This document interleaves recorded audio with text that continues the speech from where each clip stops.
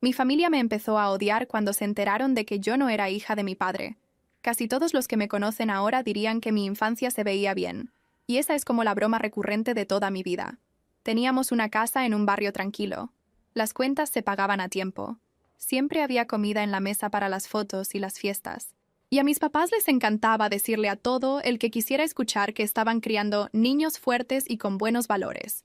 Por fuera, parecía una de esas fotos de familia genéricas que vienen en los marcos cuando los compras en la tienda. Nadie podía ver que yo era la parte de la foto que todos dentro de esa casa querían recortar. En ese entonces yo no sabía que había un secreto. Solo pensaba que mi papá era estricto, mi mamá era ansiosa, y mis hermanos eran pesados de la forma en que suelen serlo los hermanos. Hacía mi tarea, trataba de sacar buenas calificaciones, no me metía en problemas lo más que podía y me decía a mí misma que, si me portaba perfecto, las cosas en casa se mantendrían al menos predecibles. Tenía 10 años la noche que esa mentira me explotó en la cara. Me acuerdo que estaba sentada en el piso de mi cuarto, coloreando en un cuadernito que guardaba escondido debajo de la cama, cuando empezaron los gritos abajo. No eran discusiones normales, ni la voz aguda que usaba mi mamá cuando a mi papá se le olvidaba sacar la basura. Esto era otra cosa, un tipo de grito profundo y tembloroso que me apretó el pecho antes de que siquiera entendiera las palabras. Al principio traté de ignorarlo, porque esa era la regla. Los niños no se metían en asuntos de adultos. Pero el volumen seguía subiendo y de repente mi nombre salió volando por las escaleras pegado a una frase que no sonaba real. Oí a mi papá decir que yo no era suya, que yo era la prueba de que mi mamá lo había engañado, que había desperdiciado 10 años criando el error de alguien más. Me quedé tan helada que se me acalambró la mano con el marcador.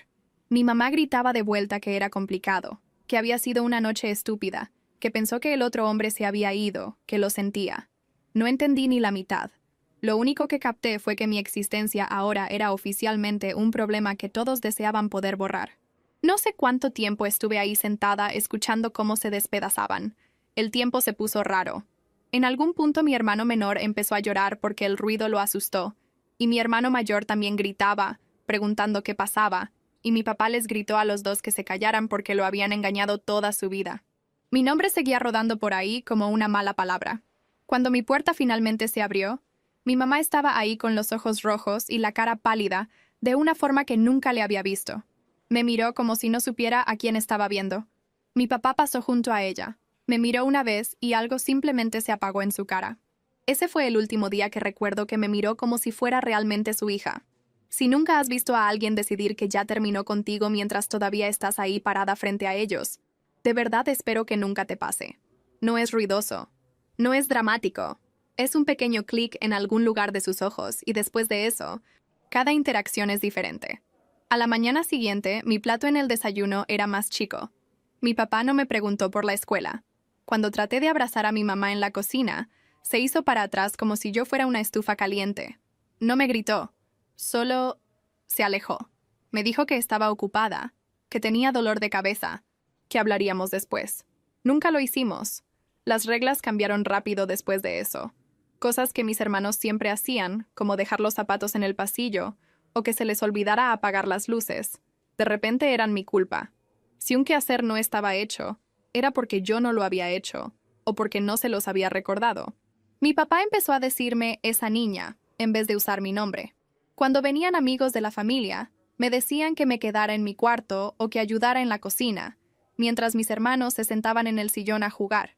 Al principio mis hermanos también estaban confundidos. Todavía trataban de jalarme a sus juegos pesados, pero cada vez que lo hacían, mi papá les gritaba que no tenían que perder el tiempo conmigo. Los niños aprenden rápido. No pasó mucho tiempo antes de que decidieran que yo no valía la pena el problema. Para cuando cumplí 11 años, ya hacía casi todos los quehaceres de la casa. Lavar ropa, trastes, pisos, el baño, el patio, lo que fuera. Mis hermanos dejaban platos con comida pegada y mis papás me llamaban desde mi cuarto para que los limpiara de inmediato, sin importar lo que estuviera haciendo. Mi ropa era heredada, de la que ya había pasado por los dos, y cuando llegaba a la escuela con pantalones que me quedaban cortos y una playera con una mancha que no se quitaba, solo me reía cuando los otros niños hacían comentarios. ¿Qué se suponía que dijera? ¿Que mi papá se negaba a comprarme nada nuevo porque ¿por qué voy a gastar dinero en alguien que no es mío? Sí. No, eso no encaja precisamente en una conversación normal de cafetería. Sé que suena dramático, pero la parte que más me fregó al principio ni siquiera fue lo físico. Fue la forma en que la casa cambiaba de temperatura dependiendo de con quién estuviera. Si mis hermanos rompían algo, mi papá me miraba y me preguntaba por qué no los había detenido. Si a mi mamá no le cuadraba el presupuesto del súper, me gritaba que era mi culpa porque comía mucho cereal. Empecé a hacerme chiquita, a moverme con más silencio, a respirar más suave, esperando que si ocupaba menos espacio se olvidarían de que estaba ahí. Spoiler, no lo hicieron. Solo encontraron nuevas formas de asegurarse de que yo supiera exactamente qué tan poco me querían. Luego vino el sótano. No le decíamos sótano. Le decíamos la bodega de abajo cuando era chica. Como si fuera solo un lugar donde los muebles viejos iban a morir. Después de que salió la verdad, se convirtió en mi dirección principal cada vez que mi papá decidía que la había regado. La primera vez que me encerró ahí toda la noche tenía 13 años. Se me había olvidado pasar la ropa de la lavadora a la secadora, y un montón de sus camisas olían a humedad. Me agarró del brazo, me bajó a rastras por las escaleras, me empujó adentro y le echó llave mientras yo todavía trataba de pedir perdón. Estaba frío, olía a concreto húmedo y a polvo, y la única luz era un foco débil que zumbaba como si también le molestara estar ahí. Me senté en una manta vieja y me dije que solo era por unas horas, que en la mañana las cosas estarían bien otra vez. Luego oí la televisión arriba, y a mis hermanos riéndose, y a mi mamá diciéndoles que bajaran el volumen, no por mí, sino porque los vecinos podían oír. Lloré bajito un rato, y luego paré, porque hasta el sonido de mis propios sollozos me ponía nerviosa, de que él regresara, y se enojara porque no estaba siendo lo suficientemente agradecida. Empecé a rascar pequeñas marcas en la pared con un clavo que encontré, solo para llevar la cuenta de cuántas veces me mandaban ahí abajo y cuánto duraba. Sentía que era lo único sobre lo que tenía algo de control. Esas noches en el sótano se hicieron más largas. Primero fueron unas horas, luego una noche entera, luego fines de semana. Si quemaba la cena, al sótano. Si mis hermanos se peleaban y uno salía herido, al sótano. Si mi mamá lloraba y mi papá necesitaba a alguien a quien culpar, al sótano. Pensé en escaparme tantas veces que perdí la cuenta. Me imaginaba agarrando mi mochila, saliendo a escondidas por la puerta de atrás, caminando hasta que mis piernas no pudieran más, encontrando a algún extraño amable que me recibiera. Pero cada vez que me paraba frente a la puerta de atrás de verdad, con la mano en la perilla, oía la voz de mi papá en mi cabeza hablando de lo que les pasa a las niñas que se escapan, cómo nadie las quiere, cómo terminan en situaciones peores que cualquier cosa que pudieran imaginar. No sabía si tenía razón, solo sabía que tenía demasiado miedo para comprobarlo. Las cosas siguieron empeorando en pasos pequeños y feos, hasta una tarde en que todo pasó de estar mal a estar absolutamente loco. Tenía 15 años, lavando los trastes después de cenar. Tenía las manos arrugadas y estaba cansada, pero todavía quedaban ollas en el fregadero, porque mi mamá había decidido que estaba demasiado agotada para cocinar, y me había dejado todo a mí. Un sartén se me resbaló de las manos con jabón, y un vaso en la barra se ladeó y se hizo pedazos en el piso. El sonido del cristal rompiéndose se sintió como un disparo en esa cocina silenciosa. Me quedé helada, porque claro que lo hice. En segundos mi papá entró furioso como si yo hubiera incendiado la casa. Empezó a gritar sobre cómo no podía hacer nada bien, cómo hasta las tareas más simples eran demasiado para mí, cómo era una malagradecida y una inútil. Algo en mí tronó antes de que pudiera detenerlo. Tal vez fueron todas las noches en el sótano. Tal vez fue que me culparan de todo desde los 10 años. Tal vez solo fue un mal día. Miré a mi mamá, que estaba parada en la puerta, y dije, yo no engañé a nadie. Yo no le mentí a nadie. Yo no pedí nacer. Ustedes dos hicieron todo eso, y de alguna forma yo soy la única castigada. El cuarto se quedó en silencio de esa forma densa y eléctrica, donde sabes que acabas de cruzar una línea que no puedes desandar. Ojalá pudiera decirte que me mantuve firme y di un discurso épico. Pero lo que pasó en realidad es que la cara de mi papá se torció en una expresión que nunca le había visto y se lanzó hacia mí. Me empujó tan fuerte que pegué contra la barra. Y luego mi mamá empezó a gritarme también, llamándome irrespetuosa, diciendo que yo no entendía lo que le había hecho a su matrimonio con solo existir. Mi hermano mayor entró, gritando que todos tenían que calmarse, pero me agarró el brazo demasiado fuerte tratando de separarnos.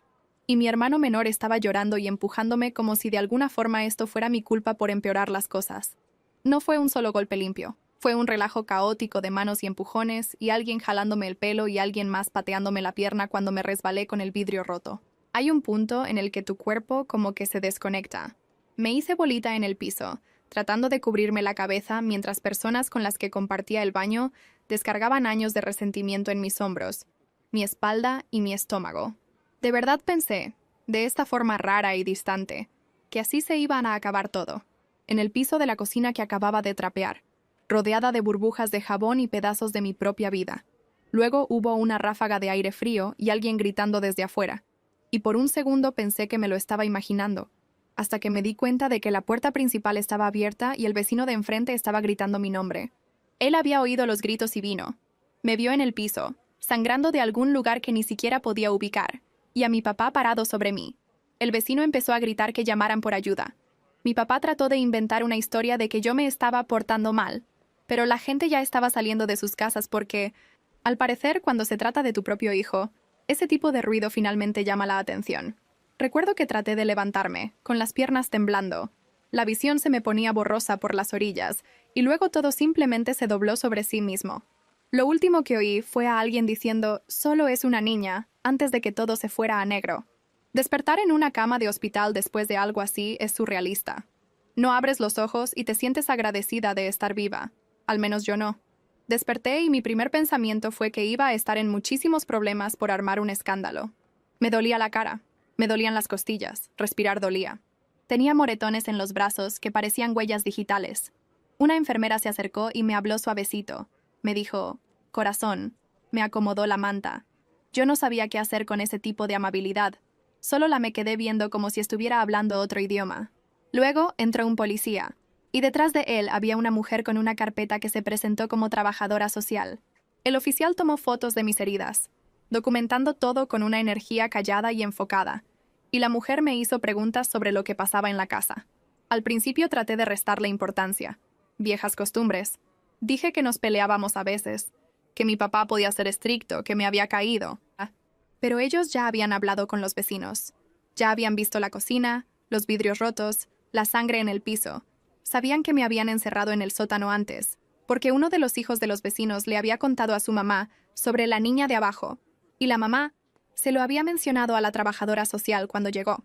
Pieza por pieza, la historia salió. No todo, ni todo a la vez, pero lo suficiente. Lo suficiente para que dijeran que no iba a regresar ahí. Lo suficiente para decirme que mis papás estaban bajo custodia. Lo suficiente para explicarme que habría audiencias y evaluaciones y que, por ahora, iba a entrar al sistema. El sistema, como si eso fuera un lugar normal al que pudieras ir, como el súper o la escuela. Asentí como si entendiera. Por dentro sentía que alguien había cortado todos los hilos que me sostenían y solo estaba esperando ver dónde caía. La primera casa a la que me llevaron era de una señora mayor que llevaba años recibiendo niños. El lugar estaba un poco desgastado, los muebles no combinaban, pero estaba limpio y no olía a enojo. Me enseñó un cuarto chico con una cama, un tocador y una ventana que sí se abría. Me puso las reglas de forma firme pero directa. Mantén tu espacio ordenado, llega a tiempo para el toque de queda, sé respetuosa. Luego me dio una pijama y me dijo que había sobras en el refri si tenía hambre. Esperé la trampa. Esperé alguna señal de que todo esto se iba a convertir en otro castigo, pero no fue así. Una noche, después de unas semanas, me desperté a mitad de la noche con el estómago rugiendo. El miedo de siempre se me cerró en la garganta automáticamente. En mi casa, comer fuera de las horas de comida aprobadas era un viaje garantizado al sótano. Me quedé ahí acostada un rato, tratando de obligarme a dormir otra vez, pero el hambre no me dejaba. Finalmente bajé a hurtadillas por el pasillo, a la cocina, moviéndome como una ladrona en mi propia vida. Abrí la despensa lo más silenciosamente que pude y agarré una caja de cereal, pensando en echarme un puñado a la mano y comérmelo seco en la oscuridad. Estaba a la mitad de meterme el cereal a la boca cuando me di cuenta de que nadie venía. Sin pasos en las escaleras, sin voces enojadas. Solo el zumbido del refri y el tic-tac del reloj en la pared. Prendí la luz, me serví un plato, le eché leche del refri y me senté en la mesa temblando mientras comía. Lloré por ese estúpido cereal porque era la primera vez en años que comía sin sentir que necesitaba permiso para existir. Ese es el tipo de cosas que el trauma te hace. Agarra algo básico como la comida y lo convierte en una negociación. La mujer que manejaba la casa no era precisamente cariñosa. Realmente no era de abrazos ni pláticas profundas. Pero no me pegaba. No me cerraba las puertas con llave y no me decía apodos feos. Eso fue suficiente para empezar a reprogramar un poquito mi cerebro. Iba a la escuela, regresaba, hacía quehaceres como todos los demás niños de la casa, y nadie me trataba como si estuviera envenenada. Empecé a pensar que tal vez, solo tal vez, podía tener una vida que no girara en torno a tratar de que no me lastimaran. Luego su salud empezó a fallar. Me di cuenta porque se cansaba mucho subiendo las escaleras y porque los frascos de pastillas en la barra se multiplicaron. La trabajadora social empezó a visitarnos más seguido, preguntando si todo estaba bien. Una tarde, la señora me sentó y me explicó que tenía que dejar de recibir niños. Apenas podía cuidarse ella misma, mucho menos una casa llena de adolescentes con más broncas que closets. Me dijo que no era mi culpa, que estaba orgullosa de lo mucho que me estaba esforzando, que creía que yo iba a estar bien. Asentí y le di las gracias, pero por dentro sentí que el piso se abría otra vez. El siguiente lugar fue con una pareja que acababa de entrar al programa. Eran más jóvenes, no tenían hijos propios, y al principio pensé que tal vez esto sería una situación de familia real. Tenían una casa bonita, muebles nuevos, todo acomodado como si lo hubieran sacado de un catálogo. Me explicaron las reglas de la casa, me dieron una lista de quehaceres, y me dijeron que tenía mi propio cuarto. También mantenían este muro invisible alrededor de ellos. Eran educados, pero distantes. Me preguntaban por mis calificaciones, pero no por cómo estaba yo realmente. Hacían la cena y me servían un plato, pero no hablábamos mucho en la mesa. A los pocos meses, llegué temprano de la escuela, porque una junta de maestros se terminó antes de tiempo. Mientras pasaba por la cocina, los oí hablando. No sabían que yo estaba ahí. La mujer decía que estaba agotada de lidiar con todo el drama, y que no se había dado cuenta de que los adolescentes del sistema venían con tanto mantenimiento emocional. El hombre dijo que al menos el cheque mensual ayudaba con la hipoteca y que tal vez la próxima vez deberían pedir niños más chicos, de los que fueran agradecidos y no tan complicados. Me quedé en el pasillo, escuchando a dos adultos hablar de mí como si fuera un proyecto que se había salido de presupuesto. Seré honesta, esa conversación me pegó. No me sorprendió exactamente, pero confirmó esta creencia fea que ya tenía, de que yo era fundamentalmente demasiado. Demasiado trabajo, demasiado daño, demasiada historia.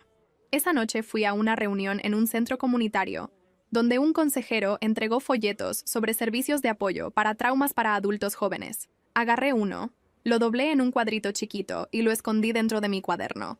Me hice la promesa de que, si alguna vez salía del sistema y tenía aunque fuera un poquito de control sobre mi vida, buscaría mi propio terapeuta y arreglaría mi cerebro me ayudara a alguien o no. No pasó mucho tiempo para que esa pareja llamara a la trabajadora social y dijera que querían que me movieran. Usaron palabras bonitas sobre cómo se sentían poco preparados y necesitaban un ajuste de colocación diferente, pero el mensaje era claro. Se habían anotado para algo que se veía bien en papel y decidieron que la parte humana era demasiado desmadre. La tercera casa fue la que casi me rompe. Por fuera se veía ideal. Una pareja casada con buena reputación, una casa limpia, otros niños que se veían callados pero funcionales. La trabajadora social hablaba muy bien de ellos. Decía que eran muy organizados, con mucha experiencia. Organizados resultó significar controladores. Con experiencia resultó significar que sabían exactamente cómo jugarle al sistema. Desde el primer día, todo era sobre reglas. Cómo doblabas la ropa, cuánto tiempo podían durar tus duchas, a qué hora podías usar el baño en la mañana, cuántas rebanadas de pan tenías permitido comer con la cena. Me llevaron al baño y me raparon la cabeza por un brote de piojos en tu última casa. Aunque nadie había mencionado ningún brote. Era por control. Era para asegurarse de que todos supiéramos que no éramos dueños de nada, ni siquiera de nuestro pelo. La comida se volvió una moneda de cambio.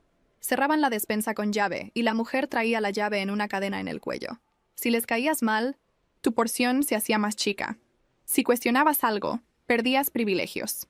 Cuando venían los trabajadores de casos para las inspecciones, la pareja montaba este show de gente buena, sonriendo, hablando de cómo eran como una gran familia. Y su frase favorita era que creían en el amor firme. Nos advirtieron que si decíamos algo negativo, les dirían a todos que éramos violentos, malagradecidos, inestables y que nos mandarían a algún lugar mucho peor. Hablaban de esos hogares de esta forma vaga y aterradora que hacía que quedarte ahí se sintiera como la única opción. Así que mentí. Cuando la trabajadora social me preguntaba cómo iban las cosas, sonreía y decía que todo estaba bien. Le enseñaba mis buenas calificaciones. Hablaba de cómo me estaba enfocando en la escuela. No mencioné que me iba a la cama con hambre más noches de las que no. ni que la pareja usaba la humillación como deporte. Ese era el trato. Yo pretendía que todo estaba bien y, a cambio, me quedaba con mi lugar en el escritorio chico de la esquina, la cama que técnicamente era mía, y un horario que podía predecir. En esos últimos años antes de salir del sistema, me aferré fuerte a la idea del tiempo. Sabía que en cuanto cumpliera 18 años, no podrían retenerme ahí.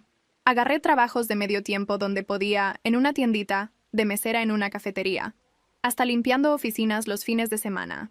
Cada pequeño cheque iba a una cuenta de ahorros que abrí con la ayuda de una orientadora escolar que había decidido discretamente convertirse en el adulto que yo no tenía en casa. No tenía grandes sueños. No me imaginaba en la universidad o con una vida glamorosa. Mi visión era simple: un cuarto con una puerta de la que solo yo tuviera la llave. Cuando cumplí 18 años, empaqué todo lo que tenía en 2 bolsas de basura y una maleta. Un par de los otros niños me abrazaron y me dijeron que estuviéramos en contacto. La pareja que manejaba la casa me dio un saludo de manos frío y una tarjeta genérica sobre nuevos comienzos. Salí de esa casa y no volteé atrás. Me subí a un camión y viajé cruzando varios estados, viendo cómo los lugares que conocía se hacían chiquitos en el retrovisor. Escogí una ciudad de tamaño mediano donde no conocía a nadie, más que nada porque la renta era apenas accesible y había una línea de camión que iba al parque industrial donde había oído que siempre había trabajos de nivel básico disponibles. Me llamo René, por cierto. Probablemente debí mencionar eso antes, pero honestamente, aprender a decir mi propio nombre sin estremecerme tomó un tiempo. Cuando llegué a la ciudad nueva, entré a la primera agencia de empleos que encontré y dije que aceptaría lo que tuvieran. En una semana, estaba trabajando como asistente de oficina en una empresa de logística, archivando papeles, contestando teléfonos, haciendo café, sentada en juntas que apenas entendía. No era glamoroso, pero era estable. Me pagaban cada 2 semanas y nadie me levantaba la mano cuando cometía un error. Eso se sentía como un milagro. Renté un cuarto chiquito en una casa medio fea con la pintura pelándose y un casero que hablaba con frases cortas, pero siempre arreglaba las cosas cuando se rompían. La primera noche que dormí ahí, empujé mi tocador frente a la puerta por costumbre. Después de un tiempo, dejé de hacerlo.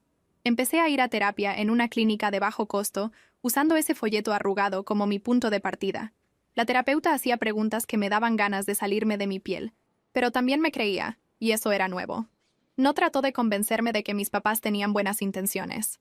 Ella llamó a lo que pasó abuso sin dudarlo. Los años se fueron mezclando de esta forma lenta y constante. Me ascendieron en el trabajo. Me mudé del cuarto chiquito a un estudio donde el baño estaba realmente dentro de mi unidad en vez de al final del pasillo. Compré muebles que no eran de la calle. Me inscribí a clases nocturnas en un colegio comunitario para aprender contabilidad básica, pensando que tal vez podría pasar a un mejor puesto algún día. Iba al gimnasio un par de veces por semana porque mi terapeuta decía que mover el cuerpo me ayudaría a desenredar algo del pánico que todavía vivía debajo de mi piel. Para cuando cumplí 30 años, mi vida se veía normal por fuera. Honestamente, se sentía casi normal por dentro también, en los días buenos. Tenía un círculo pequeño de amigos del trabajo, gente que me invitaba a cenas de cumpleaños, a tomar algo después de trabajar y a noches de juegos. Tenía una rutina: trabajo, gimnasio, clase nocturna, pizza en el sillón, dormir, repetir. De vez en cuando salía en citas, nada serio. Más que nada porque realmente no sabía cómo dejar que nadie se acercara sin esperar a que se pusieran en mi contra. Mis amigos me decían que era demasiado reservada. Yo les decía que estaba bien. Todos teníamos un poco de razón. No había visto ni sabido nada de mi familia en años. Sabía, por una plática corta con una trabajadora social antes de irme del sistema, que mis papás habían pasado un tiempo en la cárcel y eventualmente salieron. Parte de su sentencia incluía consejería obligatoria y mucho servicio comunitario. Se hablaba de libertad condicional, de que tenían que demostrar que estaban rehabilitados. Recuerdo a sentir como si tuviera algo que ver conmigo, pero yo ya había firmado mentalmente los papeles que decían que ya no quería nada con ellos. Me mudé de estado en parte para que se quedara así. Así que cuando noté por primera vez al hombre con la gorra de béisbol afuera de mi oficina, me dije que estaba siendo paranoica. Era finales de otoño. Empezaba a hacer frío, y la gente usaba gorras y sudaderas y se quedaba por ahí viendo sus teléfonos todo el tiempo. Estaba apoyado en un poste de luz cruzando la calle, mirando su teléfono como todos los demás. Solo lo noté porque cada vez que echaba un ojo por la ventana, parecía que seguía ahí. Tal vez estaba esperando a alguien. Tal vez estaba jugando algo en su teléfono. Traté de dejarlo pasar. Unos días después, lo vi otra vez. esta vez en el camión que tomaba a casa. Misma gorra, misma chamarra, la misma forma de sostener su teléfono un poco inclinado como si quisiera angular la cámara sin que fuera obvio. Sentí ese cosquilleo entre los omóplatos, el que me había mantenido viva en esa casa mientras crecía. Es como una alarma de humo emocional. Puedes ignorarla, pero probablemente no deberías. Cuando me bajé del camión, él también se bajó. Bajé la velocidad. Él bajó la velocidad. Aceleré. Él aceleró. Ese fue el momento en que dejé de darle el beneficio de la duda. Me di la vuelta bruscamente a mitad de la banqueta y lo miré directo. Sus ojos subieron, se cruzaron con los míos por medio segundo y luego se dio la vuelta y salió corriendo en la dirección opuesta. No dijo ni una palabra, solo corrió. Mi corazón latía tan fuerte que podía oírlo en mis oídos. Caminé a casa rápido, cerré mi puerta con llave y me senté en el piso con la espalda apoyada en ella como una niña. Mi cerebro se fue directo al peor de los casos. ¿Qué tal si esto estaba conectado con mi familia? ¿Qué tal si de alguna forma me habían encontrado después de todo este tiempo? Había dejado que mi vieja orden de restricción caducara porque pensé que ya no teníamos nada que ver. No quería ver mi nombre y el de ellos en la misma oración nunca más, ni siquiera en un papel legal. Esa, como resultó, no fue mi decisión más inteligente. A la mañana siguiente, fui a la delegación de policía. Me sentía ridícula explicando que un hombre con gorra tal vez me había tomado fotos y que había salido corriendo cuando lo confronté. Podía ver al oficial tratando de ser educado, pero también pensando claramente que tal vez solo era un malentendido. Mencioné mi historia, que me habían sacado de mi casa siendo menor por abuso severo, que mis papás habían sido condenados, que había habido una orden de restricción. Eso llamó su atención un poco más. Tomó notas, me dijo que anotara cada vez que viera algo sospechoso y me dio la información de contacto de un servicio local de apoyo a víctimas. Salí sintiéndome mitad más segura y mitad como si acabara de abrir una puerta que había estado sosteniendo cerrada con todo mi cuerpo. Traté de convencerme de que estaba exagerando, pero como una semana después alguien tocó a la puerta de mi departamento temprano en la noche. No esperaba a nadie. Mis amigos siempre mandaban mensaje primero. Miré por la mirilla y casi vomito. Parado ahí estaba uno de mis hermanos menores, más grande ahora. Obvio. Pero no había forma de confundir su cara. Era como ver a un fantasma que había envejecido en tiempo real. Dijo mi nombre a través de la puerta. Todo suavecito, como si todavía fuéramos niños y me estuviera preguntando si quería jugar. Todo mi cuerpo se quedó frío. No abrí la puerta. Le dije que se hiciera para atrás y le pregunté qué quería. Dijo que había manejado mucho para hablar, que no estaba aquí para lastimarme, que solo quería explicar algunas cosas. Empezó a hablar sobre cómo todos habían cambiado, cómo habían encontrado la religión de una forma nueva, cómo eran parte de esta comunidad de iglesia muy intensa ahora que creía en la redención y la restauración. Dijo que mis papás estaban arrepentidos. De verdad usó esa palabra, arrepentidos, como si se la hubiera memorizado de un folleto. Dijo que necesitaban hacer las paces, no solo por ellos mismos, sino porque la gente de su iglesia sabía de la situación y estaba afectando cómo los veía la gente. Al parecer, se hablaba de puestos de liderazgo y testimonios y todas esas tonterías de manejo de imagen, y tener una hija que no perdona por ahí fuera no encajaba en la narrativa. Ojalá estuviera inventando esto. También mencionó, como si nada, que tenían unos papeles que querían que firmara.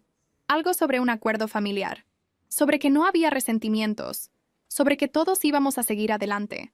Ah, y querían una foto de nosotros abrazados, claro, para ponerla en el tablero de anuncios de la iglesia o en el boletín o lo que fuera, para poder enseñarle a todos que el perdón había hecho su truco de magia. Seguía diciendo que significaría mucho para ellos, que los ayudaría a avanzar, que ayudaría a su reputación. No dijo ni una palabra sobre cómo nada de esto me ayudaría a mí. Mientras él estaba ahí dándome este discurso a través de mi propia puerta, noté la forma en que sostenía su teléfono, igual que el tipo de la gorra. Un poco inclinado, no precisamente hacia su cara, apuntando hacia el área de la mirilla.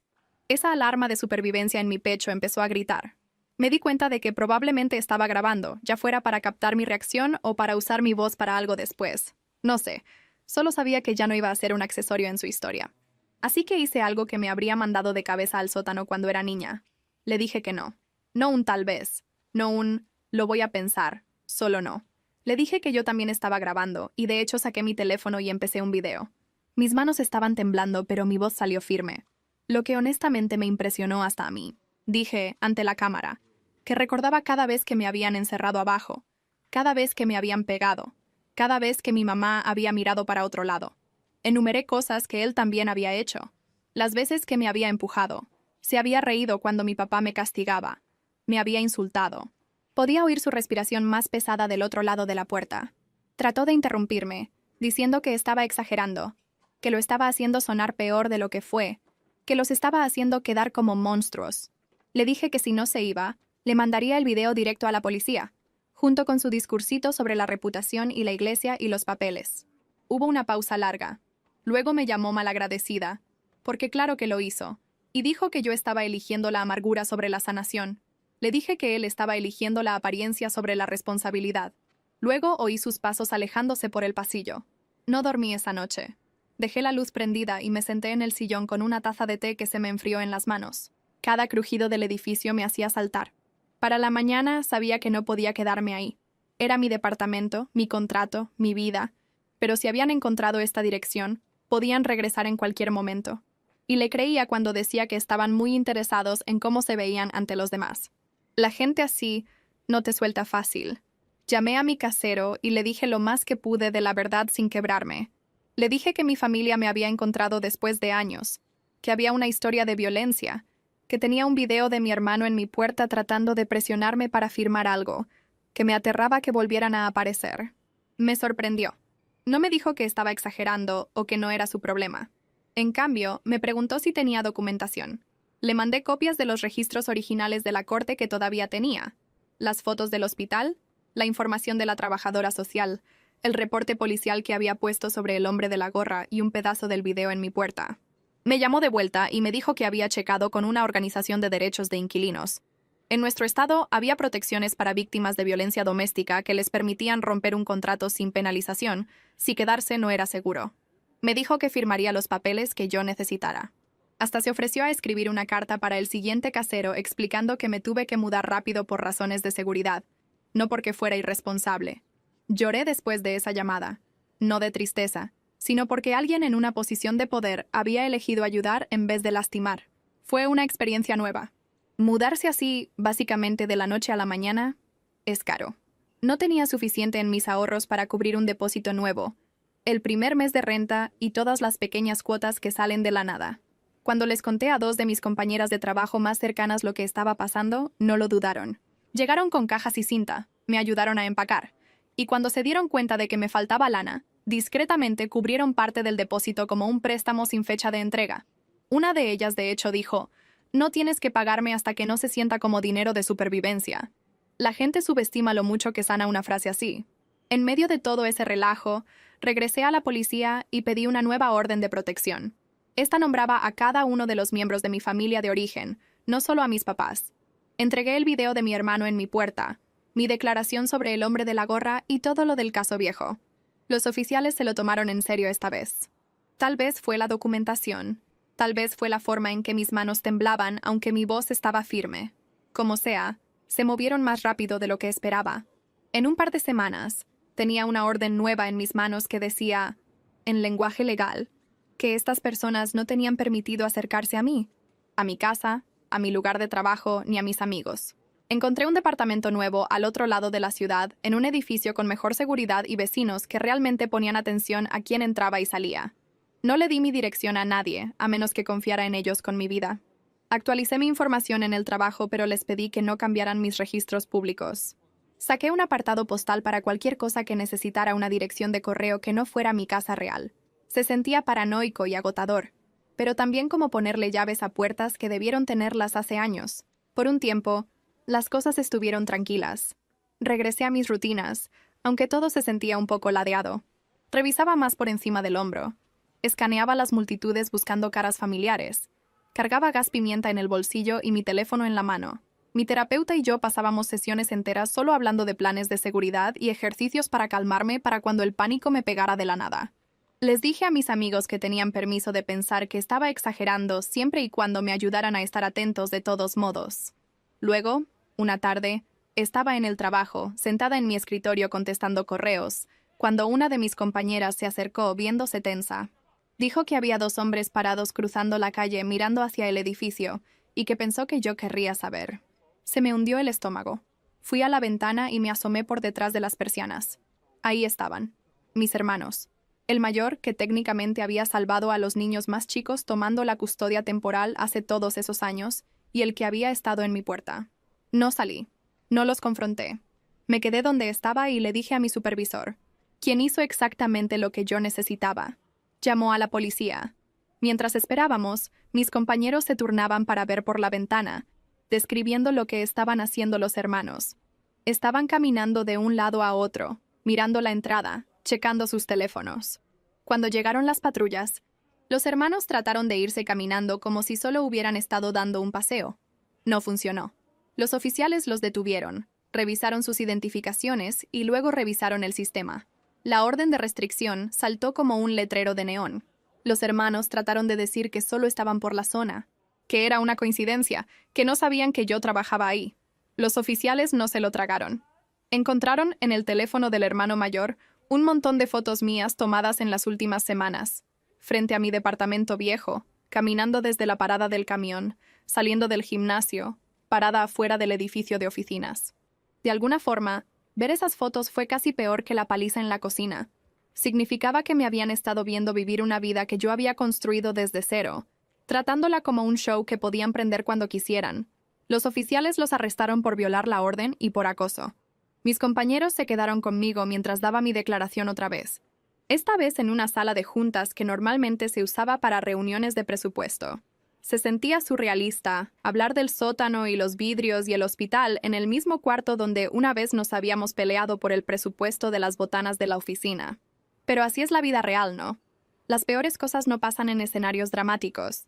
Pasan entre hojas de cálculo y descansos para el café. Después de eso, mis amigos se negaron a dejar que caminara sola a mi carro. Uno de ellos, junto con su novia, lo convirtió en toda una rutina. Todas las tardes, salíamos juntos, caminábamos al estacionamiento y esperaban hasta que yo estuviera encerrada en mi carro y arrancara antes de irse ellos. Si yo tenía que trabajar tarde, ellos también se quedaban tarde. Empezamos a decirle el servicio de escolta, de broma pesada. Pero debajo del humor había esta capa sólida de cuidado que yo no sabía muy bien cómo aceptar sin llorar. Uno pensaría que eso habría sido suficiente para espantar a mi familia. Arrestos, cargos, un mensaje claro de que la ley no estaba de su lado esta vez. Pues no. Unas semanas después, en una noche que había sido larga pero por lo demás normal, mis amigos me siguieron a casa como de costumbre. Se estacionaron en la calle frente a mi edificio mientras yo entraba. Cerré la puerta. Dejé mi bolsa junto al sillón y estaba a punto de mandarles un mensaje rápido de gracias cuando empezaron los golpes en la puerta. No era un toc-toc educado. Eran golpes fuertes, insistentes, de esos que hacen que tu corazón salte antes de que tu cerebro reaccione. Me asomé por la mirilla y casi dejé de respirar. No eran solo mis hermanos esta vez. Estaba el equipo completo. Mi papá, mi mamá, mis dos hermanos, todos alineados en el pasillo de mi edificio, como un retrato familiar retorcido. Mi mamá ya estaba llorando. Mi papá tenía esa mandíbula dura y apretada que siempre se le ponía antes de castigar a alguien. Y los hermanos se veían enojados, no arrepentidos. No se suponía que estuvieran ahí. La orden de restricción era muy clara. Me alejé de la puerta, agarré mi teléfono y llamé al número de emergencias mientras ellos seguían golpeando y gritando mi nombre. Empezaron con las frases suaves, el «solo queremos hablar» y «ser razonable», pero escaló rápido a acusaciones. Gritaban que les estaba arruinando la vida, que estaba exagerando, que estaba convirtiendo asuntos familiares en dramas legales. Dijeron que estaba siendo usada por extraños que no entendían nuestra cultura, que era una forma muy loca de describir la cultura de encerrar a un niño en un sótano. Mientras tanto, mis amigos en el carro los habían visto llegar. Empezaron a grabar desde afuera, filmando toda la escena desde su ángulo. Uno de ellos llamó a emergencias también, dando una descripción de la situación y recordándole al despachador lo de la orden de restricción. En algún punto, uno de mis hermanos trató de forzar la manija de la puerta. La cerradura vibró, y yo eché todo mi peso contra la puerta, aunque sabía que no serviría de mucho si de verdad decidían tirarla. Estaba temblando tan fuerte que me castañaban los dientes. Luego oí un grito desde afuera. Uno de mis amigos se había bajado del carro, todavía filmando, y les dijo que la policía ya venía. Mi hermano mayor se fue contra él. Trató de arrebatarle el teléfono, y lo empujó tan fuerte que tropezó y pegó contra el pavimento. Pude oír el golpe hasta a través de la puerta. Mi amigo juró después que estaba bien, y de verdad estaba bien físicamente. Pero ese momento se me quedó grabado en el cerebro. En sí, ver a alguien lastimar a la persona que está tratando de protegerte, te hace eso. Hubo un sonido de vidrios rompiéndose en algún lugar del pasillo, y honestamente no sé si aventaron algo o si rompieron una lámpara por accidente. Todo se sentía como una escena de una pesadilla, excepto que era mi puerta principal y mi vida real y no había forma de despertar. La operadora se quedó en la línea conmigo, pidiéndome que siguiera hablando, que siguiera describiendo lo que podía ver y oír, que me alejara de la puerta. Me quedé con la espalda pegada a ella de todos modos. Las viejas costumbres no mueren fácil. Las sirenas finalmente cortaron los gritos. Luces rojas y azules brillaban contra las paredes de mi sala como una fiesta retorcida. Los gritos afuera se convirtieron en una mezcla de protesta y negación mientras llegaban los oficiales, separaban a todos y empezaban a hacer preguntas. Un oficial tocó a mi puerta, se identificó y me dijo que era seguro abrir. Lo hice, muy despacio, y me preguntó si estaba herida. Dije que no, pero se me cortó la voz al decirlo. Los arrestaron ahí mismo. Violar una orden de protección es una cosa. Presentarse en grupo a golpear la puerta de alguien, intentar entrar a la fuerza y agredir a uno de los testigos, es otra cosa totalmente distinta. Mis papás trataron de usar el ángulo de «somos padres preocupados». Mis hermanos insistieron en que estaban ahí en son de paz hasta que el video de los teléfonos de mis amigos hizo que esa mentira se cayera en unos 5 segundos. A los oficiales no les interesaba su reputación en la iglesia ni su versión de la sanación. Les interesaba la ley. Lo que siguió fueron meses de audiencias y juntas y más papeleo del que sabía qué hacer. Me conecté con una abogada a través de un grupo de defensa de víctimas, y ella era una fuerza de la naturaleza. Me ayudó a navegar los casos penales contra mi familia por las violaciones, la agresión a mi amigo y el intento de entrar a la fuerza. También sugirió que consideráramos una demanda civil por daños, no solo para mí, sino para los amigos que se habían visto arrastrados a este relajo. No quiero que suene a que la corte lo arregló todo. No fue así. Sentarse en una sala de justicia, ver a la gente que te crió sentada al otro lado del cuarto, escuchar a los abogados enlistar todos los peores momentos de tu infancia como si fueran puntos en una lista, es brutal. Tuve que testificar. Tuve que contestar preguntas de su abogado que me hicieron sentir como si tuviera 16 otra vez. Que me dijeran que era demasiado dramática, demasiado sensible, que estaba inventando cosas. La diferencia esta vez fue que había fotos, reportes, registros y videos que me respaldaban. La diferencia fue que tenía a gente sentada detrás de mí en ese cuarto que estaba ahí porque me eligieron a mí, no porque les tocara. Al final, los resultados fueron no perfectos, pero reales. Mis papás todavía estaban en algún tipo de libertad supervisada de su condena anterior, así que violar la orden de restricción y estar involucrados en este desmadre activó una revisión. Les revocaron la libertad. Los mandaron de regreso a prisión por un tiempo considerable. Mi hermano mayor, el de las fotos y el comportamiento de acosador, fue condenado por varios cargos y le dieron una sentencia que incluía tiempo real en la cárcel, más un largo periodo de libertad condicional después con condiciones muy estrictas. El hermano menor recibió una sentencia más leve, pero terminó con antecedentes penales y, lo más importante para mí, una orden permanente de alejarse. El caso civil tomó más tiempo, porque obvio. Eventualmente, la corte ordenó que me pagaran daños a mí y a mis amigos por daño emocional y los costos financieros de la mudanza, la terapia y el tiempo perdido de trabajo. No fue una cifra de película que me hiciera rica, pero fue suficiente para que importara. Suficiente para pagarles a mis amigos con intereses, para cubrir mis gastos legales y para finalmente construir un colchón en mis ahorros que se sintiera como seguridad en vez de una curita chiquita en una herida abierta. La gente a veces asume que recibir ese dinero y esas órdenes de la corte debió sentirse como un cierre, como si salieran los créditos al final de una película terrible. La verdad es más complicada. Hubo alivio, claro. Hubo una sensación profunda de validación al ver a un juez mirar a mi familia y decir, en voz alta, que lo que habían hecho estaba mal y que lo que yo había hecho para protegerme estaba justificado. Hubo una especie de satisfacción callada al saber que no podían simplemente reescribir la historia para sus amigos de la iglesia y pretender que yo era la villana que se les había volteado. Pero también hubo duelo. No llevas a tus papás a la corte y los ves salir esposados sin sentir que algo se rompe y que nunca se va a arreglar del todo.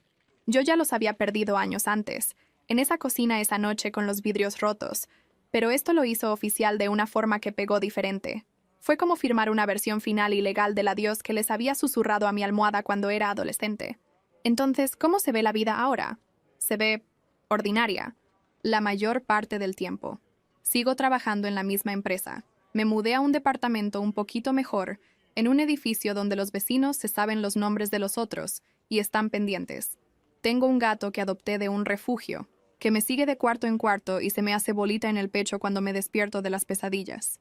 Mis amigos todavía se estacionan afuera a veces, si les mando un mensaje de que me siento rara, pero lo más común es que nos veamos para almorzar o que veamos programas tontos juntos y nos peleemos por ver qué personaje es el peor. Puse un sistema con mi abogada para que la orden de protección se renueve automáticamente todo el tiempo que la ley lo permita. Ya no tengo que pensar en fechas de vencimiento. Está metido en el calendario de una forma que no depende de que me acuerde mientras hago malabares con las cuentas y las fechas de entrega. Sigo yendo a terapia. Unas semanas hablamos del pasado. Otras semanas hablamos del estrés del trabajo y de compañeros molestos. Y de si estoy lista para tal vez intentar salir con alguien más en serio. La sanación no es una línea recta. Es más como una espiral donde sigues regresando a los mismos puntos desde diferentes ángulos. No he perdonado a mi familia.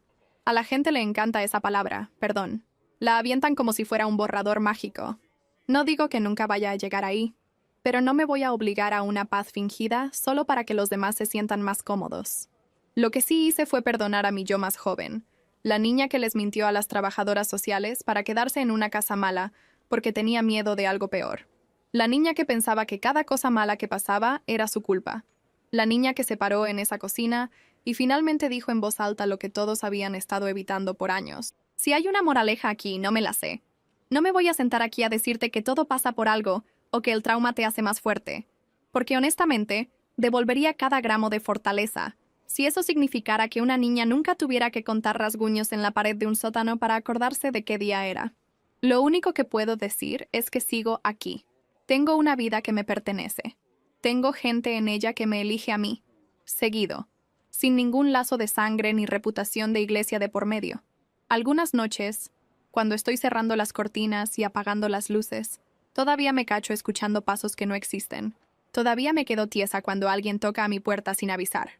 Todavía tengo que recordarme que puedo ver por la mirilla y decidir no abrir la puerta, y que esa decisión será respetada, no castigada.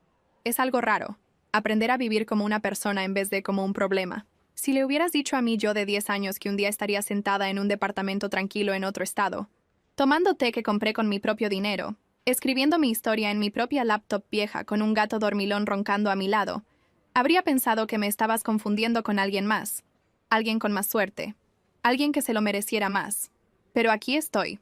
No porque nadie me rescatara de alguna forma dramática. No porque mi familia tuviera un cambio de corazón repentino, sino porque poco a poco, con mucha ayuda y muchas decisiones difíciles, elegí alejarme y seguir caminando, incluso cuando el pasado trataba de jalarme de vuelta. A veces todavía me siento como esa niña en el sótano, contando marcas en la pared y esperando a que se abra la puerta. La diferencia ahora es que cuando la puerta se abre, yo soy la que decide si alguien tiene permiso de entrar. Sé que esto es mucho para procesar, pero así es como se sintió vivir todo eso, y a veces todavía me cacho repitiendo detalles pequeños en mi cabeza como si todo hubiera pasado ayer. Cositas me lo disparan, como la forma en que la puerta de un gabinete se cierra demasiado fuerte, o el zumbido de un refrigerador viejo que suena demasiado como el de aquel sótano. Puedo estar a la mitad de alguna tarea de adulto totalmente normal, pagando una cuenta en línea o escogiendo el detergente en la tienda, y de la nada mi cerebro lanza una foto empolvada de hace años que ni siquiera me daba cuenta de que todavía tenía guardada. A veces es la mirada de mi papá cuando decidió que yo ya no era suya. A veces es el sonido del clic de la llave en la puerta del sótano. A veces es solo la forma en que me temblaban las manos cuando agarraba un plato, por miedo a que se me cayera. Ojalá pudiera decirte que el tiempo borró todo eso, pero no lo hizo. El tiempo solo puso capas de recuerdos nuevos encima para que los viejos no sean lo único que se repite una y otra vez. Hablo mucho de todo esto en terapia. No de una forma dramática, acostada en un diván, solo sentada en un cuarto chico con sillas feas mientras una mujer con ojos amables me hace preguntas que me hacen rodar los ojos y luego llorar 10 minutos después. Revisamos las mismas historias desde diferentes ángulos, como dándole vueltas a un vaso bajo la luz para ver dónde está estrellado. A veces me harto y le digo que ya me cansé de hablar del pasado, que solo quiero ser una persona normal que se queja del trabajo, y de las malas citas, y del precio de la comida. Ella siempre me recuerda que tengo permiso de hacer las dos cosas. que haber sobrevivido a lo que sobreviví y querer una vida aburrida y regular no son cosas que se excluyan. Honestamente, eso se ha vuelto una de las partes más raras de mi vida ahora. Equilibrar a la versión de mí que se despierta sudando por una pesadilla sobre el sótano y la versión de mí que se pelea con un compañero sobre a quién le toca surtir las botanas en el descanso. Hay días que se sienten casi tranquilos. Me levanto, le doy de comer al gato, me tomo mi café, manejo al trabajo, contesto correos, me río de chistes tontos en el chat grupal, regreso a casa, veo algún programa sin sentido, me duermo. No pasa nada grande. Nadie grita, no se azotan puertas. El silencio me sacaba de onda. Estaba tan acostumbrada al caos que el silencio se sentía como el momento justo antes de una tormenta. Ahora estoy aprendiendo a dejar que el silencio sea solo silencio.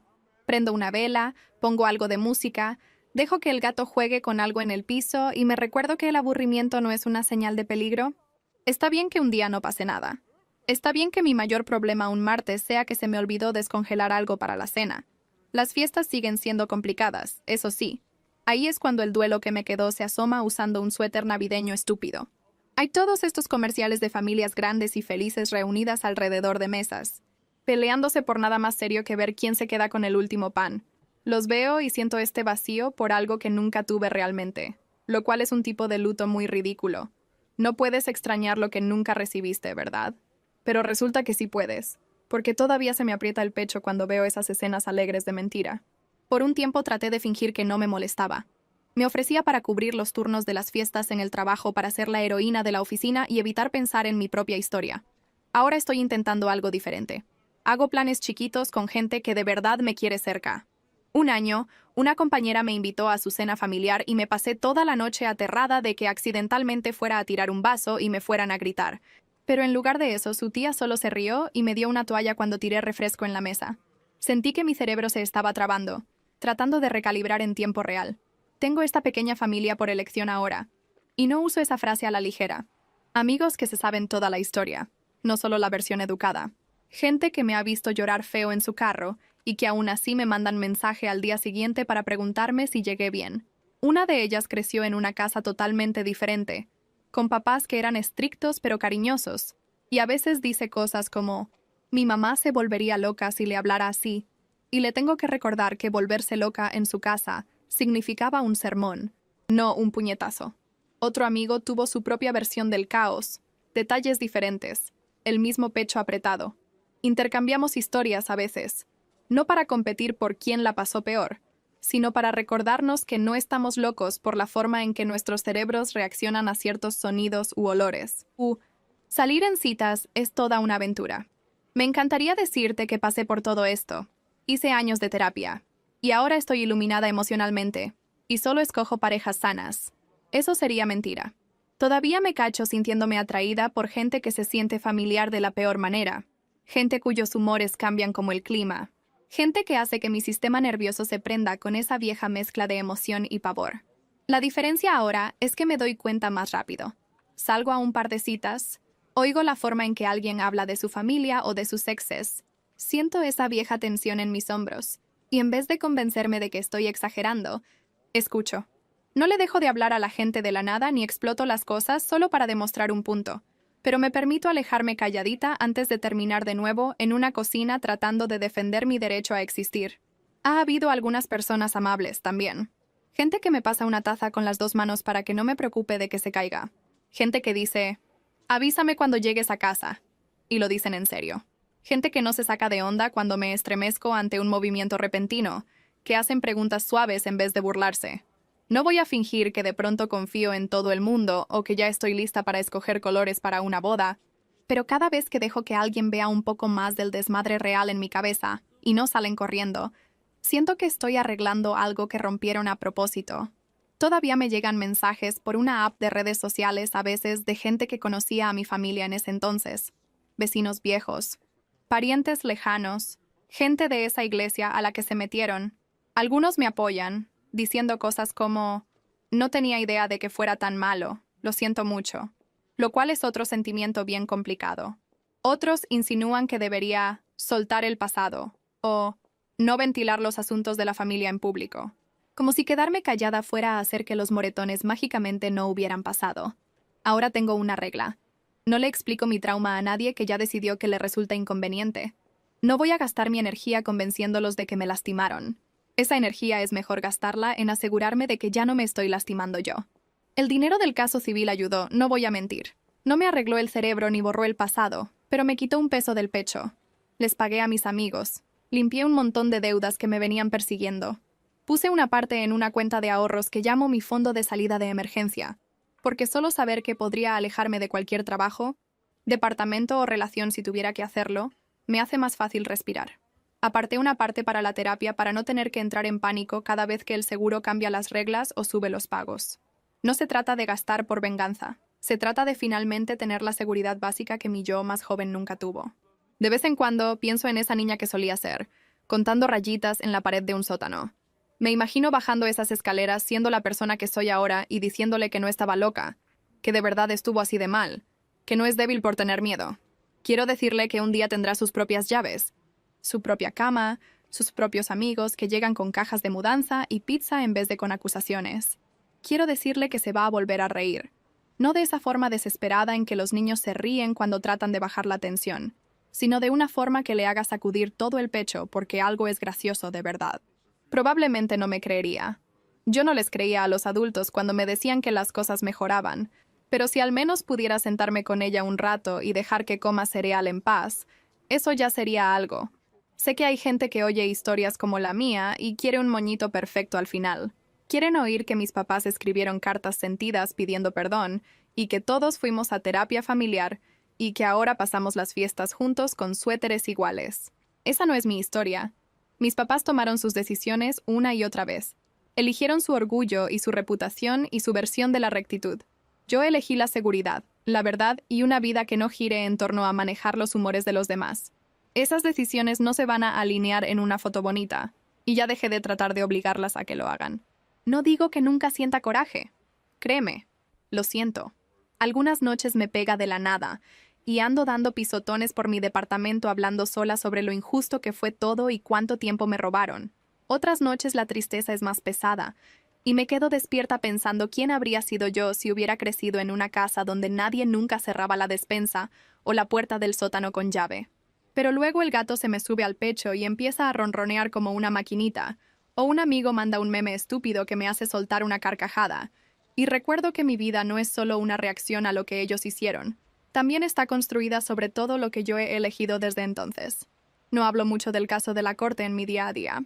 No es un secreto, exactamente, pero no es lo primero que le cuento a la gente cuando los conozco. Si sale el tema, lo mantengo simple. Mi familia era abusiva, me salí, hubo consecuencias legales.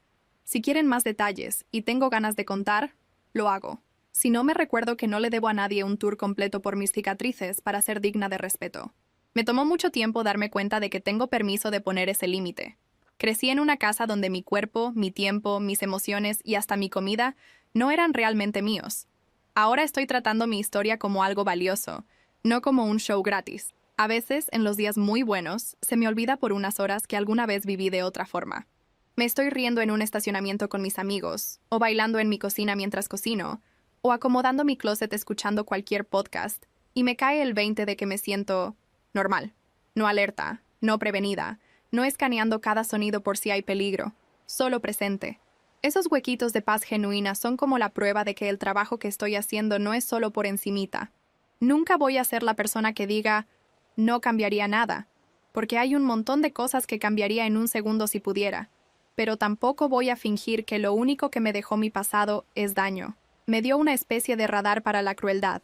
Me hizo poner atención a los niños que se quedan calladitos cuando los adultos entran a un cuarto.